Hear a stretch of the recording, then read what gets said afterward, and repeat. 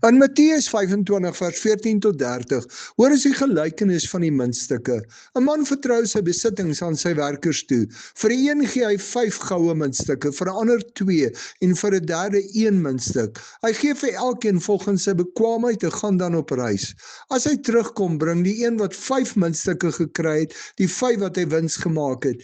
Die een wat 2 muntstukke ontvang het, bring nog 2 wat hy wins gemaak het. Hulle albei word deur hulle eienaar geprys en groter verantwoordelikheid gegee. Hulle word ook genooi om saam met die eienaar fees te hou en te deel in sy vreugde. Die een wat 1 muntstuk ontvang het, het geen wins gemaak nie, want hy het dit gaan begrawe. Die eienaar raas dan met hierdie werker, omdat hy nie iets daarmee gedoen het, sodat dit kon wins maak nie. Die werker word in die hel gegooi en die munt wat hy begrawe het, word gegee vir die een wat reeds 10 muntstukke het.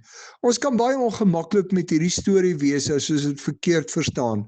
Die storie gaan nie oor geld nie, maar oor God se belegging in ons lewe.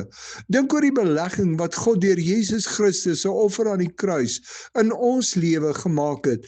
As ons Christus as ons Here en Verlosser aanvaar, kom hy deur die Heilige Gees in ons woon en ontvang ons die gawes van die Gees. En soos die Gees in ons werk, kom daar vrug in die Here se koninkryk. As ons nie reageer op wat God in Christus vir ons gegee het nie, ons begrawe in die nuwe lewe wat hy in Christus vir ons gebring het, dan gaan ons hel toe. En die seëninge wat die Here vir ons bedoel het, gaan dan oor na ander. God het 'n baie groot belegging in jou lewe gemaak.